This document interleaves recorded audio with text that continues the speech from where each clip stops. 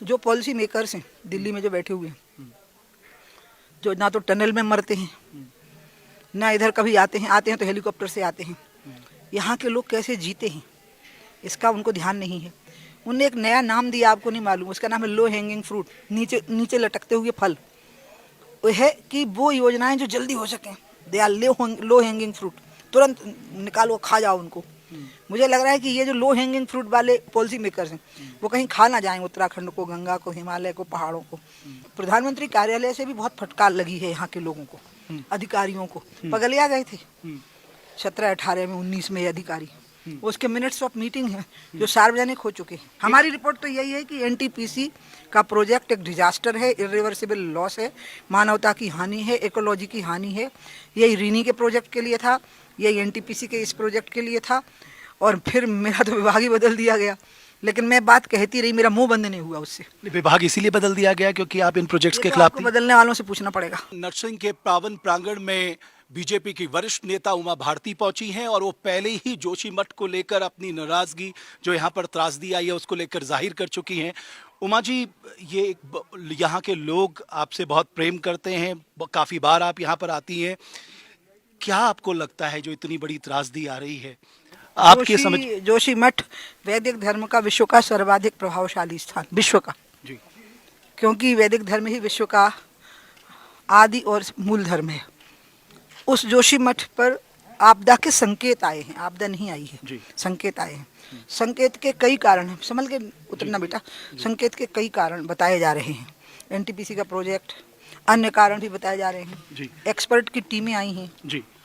हमारे प्रधानमंत्री जी, मुख्यमंत्री जी और पर्यावरण मंत्रालय, सारे मंत्रालय चिंतित हैं। वो अपनी एक रिपोर्ट देंगे और उस रिपोर्ट से क्लियर होगा कि आज की ये जो संकट की चेतावनी आई है, ये इसकी मूल वजह क्या है। लेकिन जब आप जी, मैं तो एनटीपीसी के खिलाफ एफिडेविट दे चुकी यहाँ के प्रोजेक्ट के खिलाफ। वो मैंने दिया है 17 में कि ये प्रोजेक्ट अपूरणीय क्षति है, इरिवर्सिबल लॉस है, और इसलिए इसको तत्काल प्रभाव से रोक देना चाहिए। रेनी गांव का जो प्रोजेक्ट था मैं उसके बारे में भी मना कर चुकी थी, लेकिन बाद में पर्यावरण मंत्रालय, ऊर्जा मंत्रालय ने उस एफिडेविट पर सहमति नहीं दी, तो सुप्रीम कोर्ट ने उसको अमान्य कर दिया मेरे एफिडेविट को, जब मैंने मंत्री की हैसियत से भिजवाया था। उसके बाद में फिर प्रधानमंत्री कार्यालय से भी बहुत फटकार लगी है यहाँ के लोगों को, अधिकारियों को। पगलिया गए थे 17, 18 में, 19 में ये अधिकारी, उसके मिनट्स ऑफ मीटिंग है जो सार्वजनिक हो चुके हैं। तो उनने खुद कहा, प्रधानमंत्री कार्यालय के, पागल हो गए हो तुम लोग, गंगा हिमालय यहाँ के लोगों को नष्ट कर दोगे थोड़े से पावर प्रोजेक्ट के लिए। फिर रेनी गांव की हादसा हुआ, मलबे में लोग दब गए, टनल में फंस गए, मर गए, अधिकारी भी मर गए, मजदूर भी मर गए। रेनी गांव अपने आप में एक महिमा मंडित गांव है, गौरा देवी का गांव है, जो मेरी आराध्य देवी है एक प्रकार से। उसके बाद में भी ये बात आई थी बार बार, लेकिन वो बात अनसुनी हो गई, और उसका परिणाम जो आएगा वो तो रिपोर्ट के बाद आएगा। मैं रिपोर्ट आने से पहले कुछ नहीं बोलूँगी। मैं एक बात बोल सकती हूँ कि ये तो यहाँ तो खतरा आया नहीं, संकेत है, भगवान करे कि रुक जाए। आप लोग बहुत बड़ी मेहरबानी कर दी हो, मीडिया सारा जिस तरह से इसको लेके चर्चा कर दिया, उसका परिणाम निकला कि सब चिंतित हो गए और सब बचाव में लग गए। तो हादसा तो रुक जाएगा। कह रहे हैं कि 3-4 दिन से अंदर के टनल के धमाके जब से बंद हुए हैं तो यहाँ पर दरारें भी आनी बंद हो गई। तो अब एक रिपोर्ट आने दीजिए, एक्यूमुलेटेड रिपोर्ट, उसके बाद ही मैं टिप्पणी कर पाऊंगी।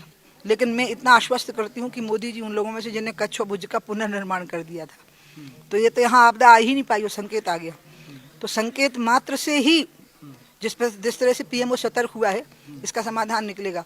लेकिन ये सच्चाई है कि मैं जो पॉलिसी मेकर्स हैं दिल्ली में जो बैठे हुए हैं, जो ना तो टनल में मरते हैं, ना इधर कभी आते हैं तो हेलीकॉप्टर से आते हैं, यहाँ के लोग कैसे जीते हैं इसका उनको ध्यान नहीं है। उनने एक नया नाम दिया, आपको नहीं मालूम, उसका नाम है लो हैंगिंग फ्रूट, नीचे नीचे लटकते हुए फल। वो है कि वो योजनाएं जो जल्दी हो सकें, they are low hanging fruit, तुरंत निकालो खा जाओ उनको। मुझे लग रहा है कि ये जो लो हैंगिंग फ्रूट वाले पर्यावरणविद नहीं, वो पॉलिसी मेकर्स हैं, वो कहीं खा ना जाएं उत्तराखंड को, गंगा को, हिमालय को, पहाड़ों को। लेकिन मुझे विश्वास है कि मोदी जी और उनका कार्यालय और हमारे पुष्कर धामी जी उनका कार्यालय जागरूक रहेगा। मैं फिर से एक बार देवभूमि के लोगों को कहना चाहती हूँ कि हमने अनंत संकट झेले हैं, ये तो संकट का संकेत है, ये यहीं रुक जाएगा, बहुत तेजी से काम होगा, ऐसा मुझे विश्वास है। लेकिन उत्तराखंड सरकार तो हाइड्रो पावर पे आगे बढ़ने की बात कर रही है। जब तक मैं नहीं सुनूंगी अपने कान से, मैं अभी कुछ बोल नहीं सकती। अभी तो एक्सपर्ट की ओपिनियन आनी है, तो जब तक एक्सपर्ट की ओपिनियन नहीं आएगी, इस पर कौन कह रहा है मुझे नहीं पता। लेकिन ये जो कहा जा रहा है कि पहाड़ में जो बेतरतीब निर्माण चल रहा है, जो अनियंत्रित निर्माण चल रहा है, खासकर इस जगह के लिए तो 1976 में मिश्रा कमीशन ने बहुत रिकमेंडेशन की थी। निर्माण और विकास ये तो 100% होने चाहिए, लेकिन इसके साथ प्रकृति, पर्यावरण, आस्था, मानवता, इनका मेल करके चलना पड़ेगा। तो उमा जी, अब हम नरसिंह मंदिर में पहुंच चुके हैं, यहाँ पर आज अनुष्ठान भी हुआ है, तो आपको लग रहा है कि अब भगवान जो हैं अब उनके दरबार में हैं, तो यही इस जगह की रक्षा करेंगे? वो तो करेंगे ही, नरसिंह भगवान करेंगे। और देवभूमि तो पूरी ही देवताओं का वास है, आप भी देवभूमि के वासी हो, तो सब देवता ही हो, सब लोग मिलके ठीक ही कर लेंगे रक्षा। अभी संकट आया ही नहीं है, संकट आने के पहले उसकी गर्दन मरोड़ देंगे लोग। आज सुप्रीम कोर्ट ने इसकी त्वरित सुनवाई से इनकार कर दिया, जबकि ठीक किया है, क्योंकि उनको सारी रिपोर्ट चाहिए पहले। जी, तो आपको लग रहा है कि इस पर पूरा अध्ययन होकर बिल्कुल स्पष्ट तरीके से जनता के सामने पता होना चाहिए कारण क्या है, अगर ये क्रैक्स आए इसके कारण क्या है? अब मेरा ये कहना नहीं, मैं सिर्फ सामने से प्रणाम करके बैठी जाती हूँ आपको।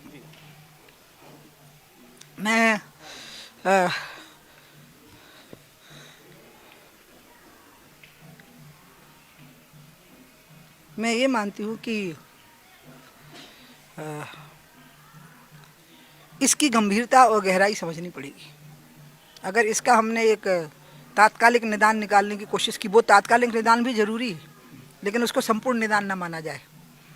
अभी तो जो लोग प्रभावित हो रहे हैं वो ठीक से जीवन जिए और उनको भविष्य की चिंता उनकी समाप्त हो, ये दो चीज़ें। और इसमें लग जाएंगे, पीएम साहब का कार्यालय लग जाएगा और मुख्यमंत्री लग जाएंगे, लेकिन इस समस्या की गंभीरता और गहराई में जाना पड़ेगा और इसलिए रिपोर्ट का वेट करना पड़ेगा और रिपोर्ट को बहुत महत्व देना पड़ेगा। सबकी रिपोर्ट आने दीजिए। हमारी रिपोर्ट तो यही है कि एनटीपीसी का प्रोजेक्ट एक डिजास्टर है, इरिवर्सिबल लॉस है, मानवता की हानि है, इकोलॉजी की हानि है।